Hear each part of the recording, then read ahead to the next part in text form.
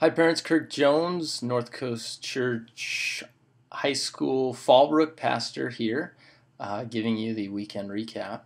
We are just about done with the Genesis series, but we took a break this week and we talked about faith. The reason is I actually heard a very interesting story from Chris Brown just last Wednesday about one of my buddies who, for 17 years, had a speech impediment, and he shared a healing story. And I had then the opportunity to tell the students about it and tell them basically this is the closest I've ever been to a healing miracle. And I also shared a story about a time about a year and a half ago when my buddy's truck broke down, and I said, this is going to sound totally crazy, but why don't we all just lay our hands on the truck and just pray that God would start it? And so we all closed our eyes. A bunch of solid young Christian guys put their hands on this truck and just prayed.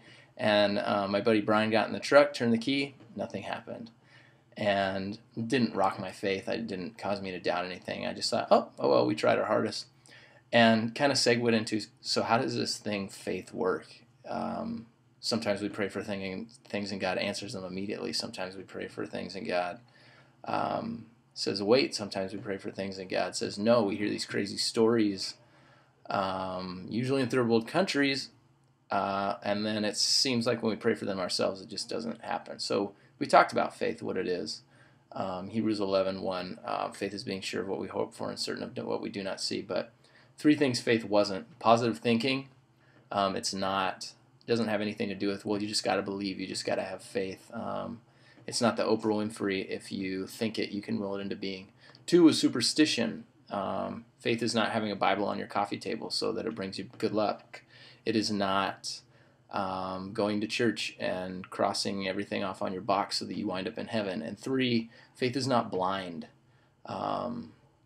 We have reasons why we believe, and God does not just want to win your heart over. He wants to win your brain over as well. So we talked about what faith is. And it was kind of confusing, honestly.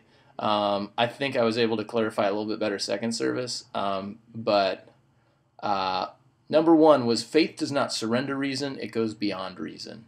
And the analogy I used was as you get to know someone and you build trust, a lot of things that they say, you can immediately check it against your reason to see if it's true.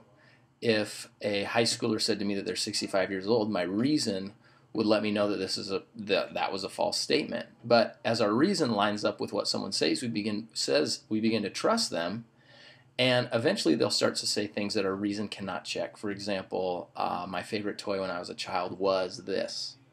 And if my wife were to tell me that, I would say, I absolutely trust her. At no point in my trusting, in my faith in her, am I surrendering reason.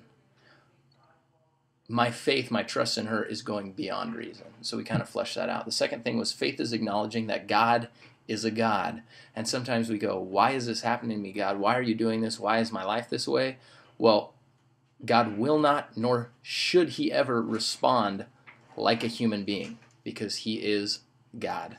And we obviously unpacked that a lot. And the last one was that faith is not there for you to see God in this world.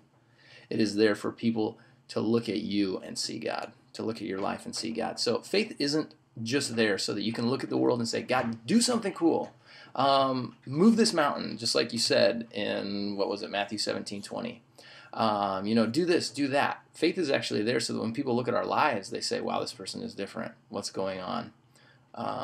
And hopefully open up some opportunities to share the gospel. So we talked about how faith without deeds is dead, and that people should be able, if you call yourself a Christian, to look at your life and see what is important to you.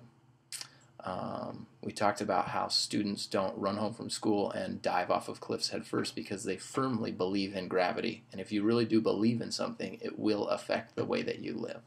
I just encourage them to live in such a way that people would see that God is important to them. So hope that brings up some conversation. Hope I didn't confuse you too much. And I'll hopefully see you next week. All right, goodbye.